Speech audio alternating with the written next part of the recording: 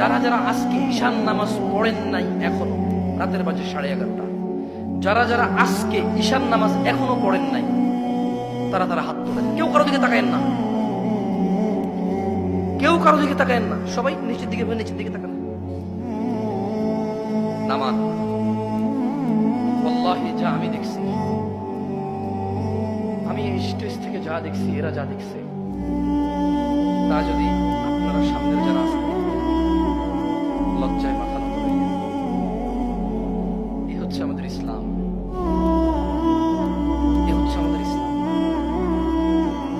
বাবার লজ্জা করে না তার ছেলে বেনামাজি, শ্বশুরের লজ্জা করে না তার মেয়ের জামাই বেনামাজি, মেয়ের জামাই লজ্জা করে না শ্বশুর বেনামাজি, বড় ভাইয়ের লজ্জা করে না ছোট ভাই বেনামাজি, ছোট ভাইয়ের লজ্জা করে না বড় ভাইয়ের সামনে বেনামাজি। সমাজের চেয়ারম্যান মেম্বার নামাজ চলা অবস্থায় তার জনগণের সামনে সে বেনামাজি অবস্থায় বসে থাকে, অথচ সে জনগণ। বিচারকের লজ্জা করে না ওই সম্মানজনক জায়গা থেকে সে বেনামাজি। বিবাহের মধ্যে দোষের মধ্যে আসে না যে ছেলে নামাজ পড়ে না, এখানে বিবাহ দেওয়া যাবে না, এটা দোষের মধ্যে পড়ে না। এদেশে ব্যবসা বাণিজ্যের পার্টনারশিপ করার জন্য, চাকরি বাকরি করার জন্য সলাতি ছেলেকে গুরুত্ব দেওয়া হয় না, কারণ এদেশের মানুষ বলে বোরখার ভিতরে শয়তান বেশি, নামাজেরই বেশি খারাপ।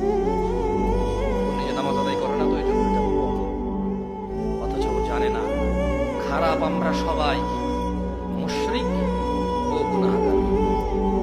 খারাপ আমরা সবাই, মুশরিক ও গুনাহগার এটা এক বিষয়, আর মুসলিম ও গুনাহগার এটা আরেক বিষয়।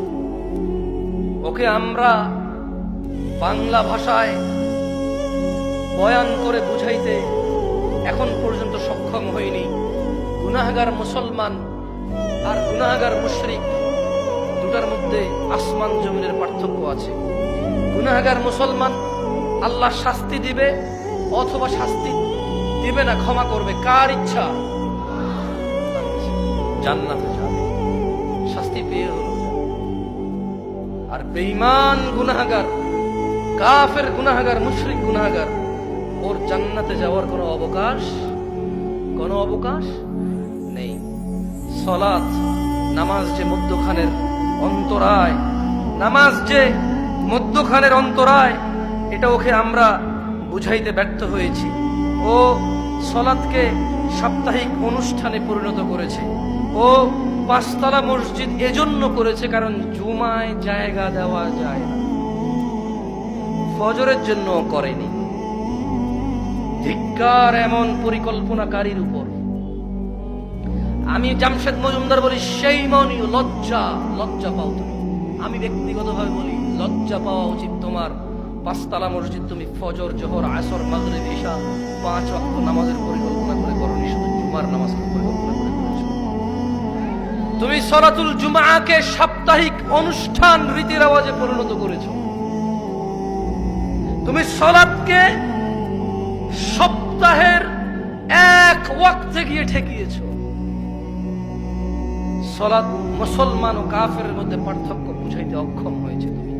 মসজিদের সভাপতি, তুমি নিজেই তো সলাত আদায় করো।